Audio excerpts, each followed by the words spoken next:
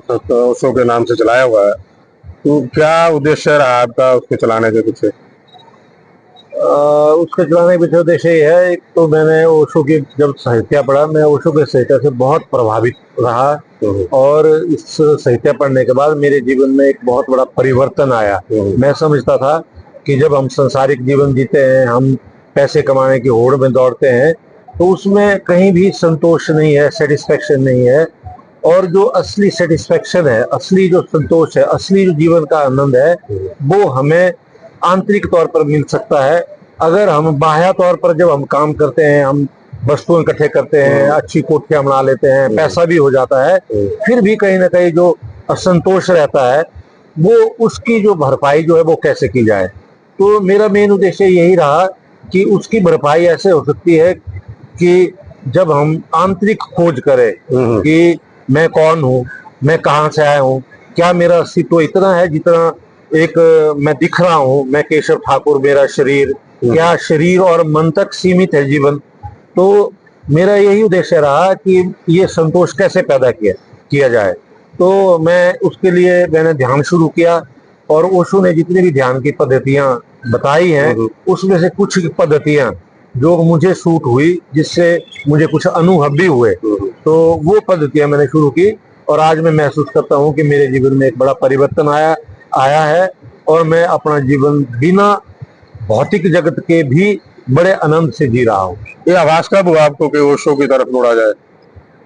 जब मेरे जीवन में ऐसी घटनाएं घटी, जिस प्रकार से बिजनेस था, बिजनेस भी ठीक ढंग से नहीं चल रहा था।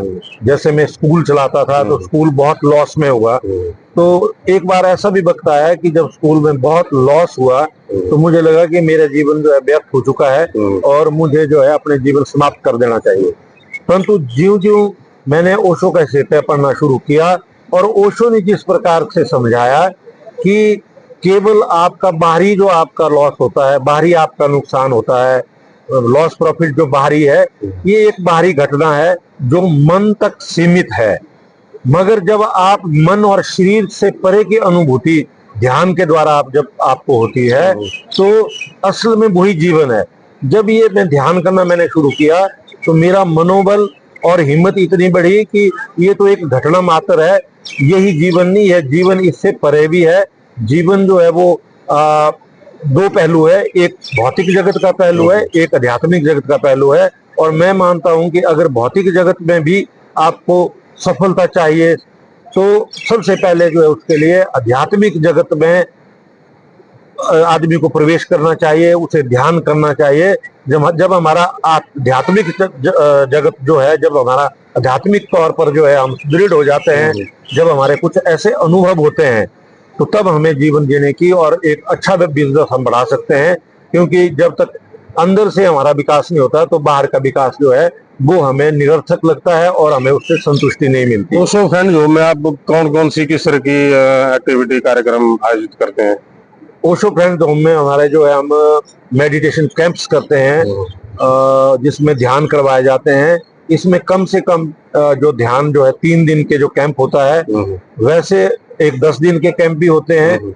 और एक जो है, जब अगर मौन में उतरना हो, तो वो 21 दिन का होता है। मगर जो ओशो का जो ज्यादातर जो कैंप होते हैं, वो 3 दिन के होते हैं।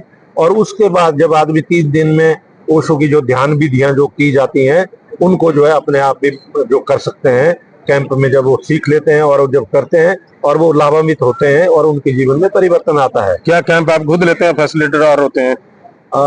वैसे तो कैंप मैं खुद भी लेता हूं, पर मैं कम लोगों के कैंप लेता हूं, जब लोगों की संख्या कम होती है, और उन कैंप में लेता हूं। मगर इसके अलावा जो है, जब संख्या ज्यादा होती है, तो हम कैंप लेने वाले जो फैसिलिटेटर होते हैं, जो बहुत सीनियर होते हैं, जो कैंप फैसिलिटेट करने में निपुण होते हैं, जो ध्यान में ज्यादातर समय व्यतीत करते हैं, तो मैं ऐसे लोगों को आमंत्रित करता हूं।